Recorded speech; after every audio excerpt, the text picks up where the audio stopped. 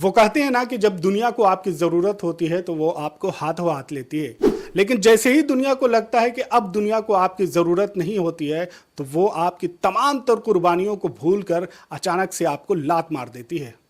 और यही कुछ हुआ है विराट कोहली के साथ। अफसोस इस बात का है कि बीसीसीआई अपने इतने बड़े योद्धा को इस तरह से रिटायरमेंट लेने पर मजबूर कर देगी, ये किसी को अंदाजा नहीं था। सवाल सिर्फ यह है कि क्या बीसीसीआई विराट कोहली जैसे बड़े प्लेयर को एक अच्छा फेयरवेल नहीं दे सकती थी?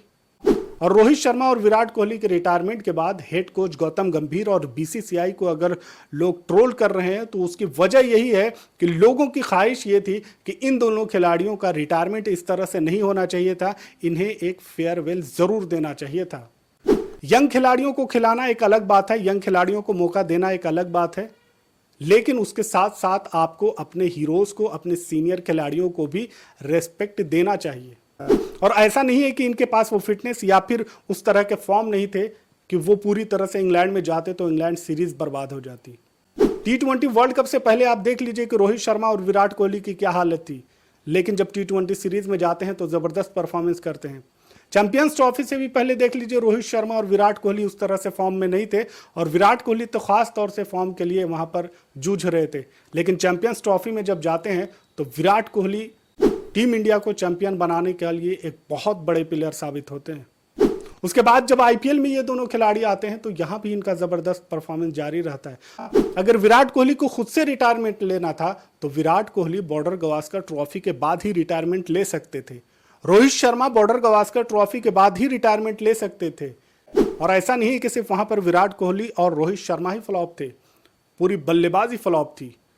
लेकिन उसके बाद रोहित शर्मा और विराट कोहली को रिटायरमेंट लेने पर मजबूर कर दिया जाता है, और एक ही हफ्ते के अंदर दोनों खिलाड़ी रिटायरमेंट ले लेते हैं।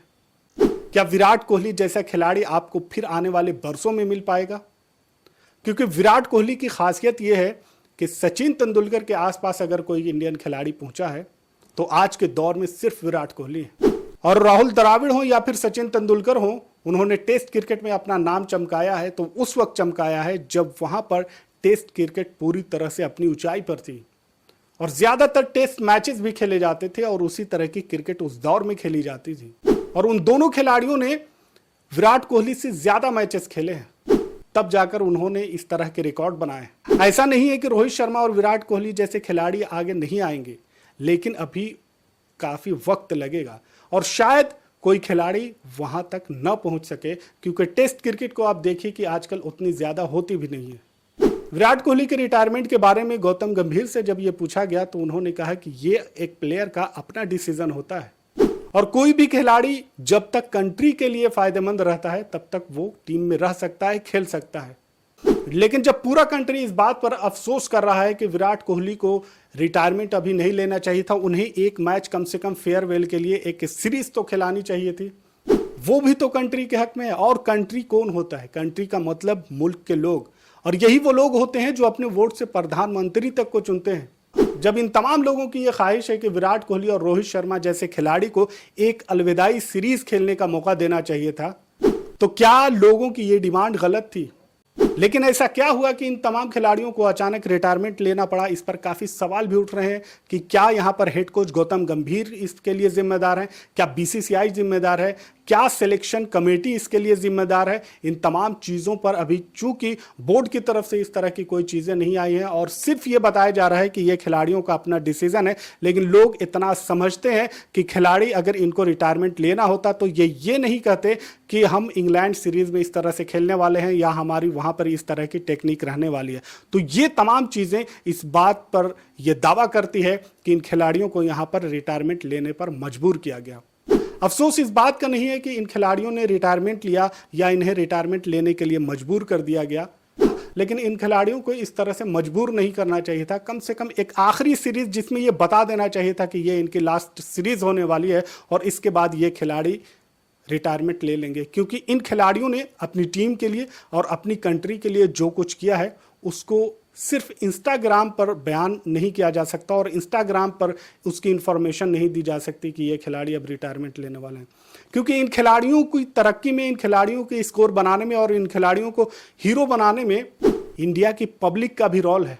और जब ये पब्लिक ये चाह रही थी कि इन खिलाड़ियों का एक अच्छा फेयरवेल होना चाहिए था, क्योंकि इस तरह के खिलाड़ी आने वाले दिनों में मिले ना मिले इसकी कोई गारंटी नहीं है।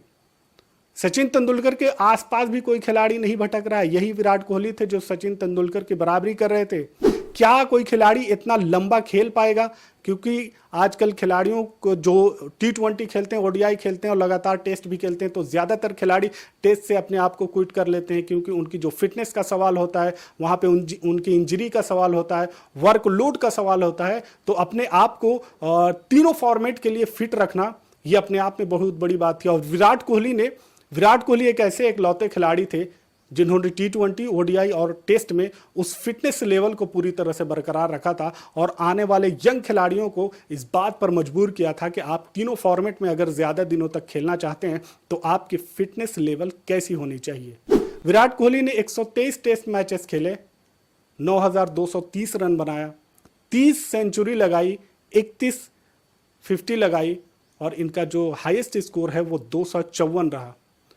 सचिन तेंदुलकर की बात करें तो सचिन तेंदुलकर को 15,000 रन बनाने में 200 मैचेस खेलने पड़े। वहीं राहुल द्रविड़ को लगभग 160 मैचेस खेला है, तब जाकर 13,000 तक पहुंचे। लेकिन विराट कोहली अभी तक सिर्फ 123 मैचेस ही खेले थे और उसके बाद इतनी तेजी से उन्होंने रन बनाया और ये तमाम रिकॉर्ड बनाए।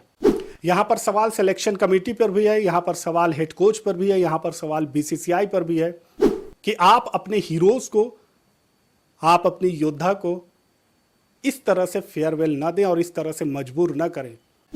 इन खिलाड़ियों ने जो कुछ अपनी कंट्री के लिए किया, जो कुछ टेस्ट क्रिकेट के लिए किया और जो कुछ वर्ल्ड में टेस्ट क्रिकेट को बढ़ावा देने में जो कुछ किया, इस तरह से अगर रिटायरमेंट लेने पर मजबूर किया गया तो जाहिर सी बात है उनकी बेइज्जती है।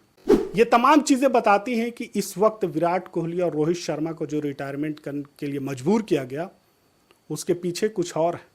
ऐसे में सिलेक्शन कमेटी हो या फिर हेड कोच को यह गारंटी क्यों नहीं मिल पा रही थी कि रोहित शर्मा और विराट कोहली इंग्लैंड सीरीज में जाएंगे तो पूरी तरह से सीरीज बर्बाद हो जाएगी। आप अगर टेस्ट क्रिकेट में इंडियन खिलाड़ियों के नाम ले तो आपकी जबान पर सचिन तेंदुलकर, VVS लक्ष्मण, राहुल द्रविड़, सुनील गावस्कर, इसके बाद आप खामोश हो जाएंगे। आपको विराट कोहली और रोहित शर्मा को ही याद करेंगे। लेकिन ऐसा नहीं है कि सिर्फ यही 5-6 खिलाड़ी थे जिन्होंने टेस्ट खेला। कई खिलाड़ी आए, हजारों खिलाड़ी आए और खेलकर चले गए। लेकिन जो खिलाड़ी अपना नाम बनाता है, जो देश के लिए खेलता है, जो देश को अपना टाइम देता है और लंबे समय तक क्रिकेट के लिए अपना कुर्बानी देता है, उसको इस तरह से रिटायरमेंट लेने के लिए मजबूर नहीं करना चाहिए था।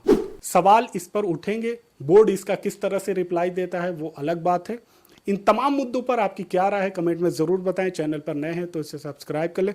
मिलते हैं अगले वीडियो में, तब तक के लिए आप अपना ख्याल रखें। Thanks for watching.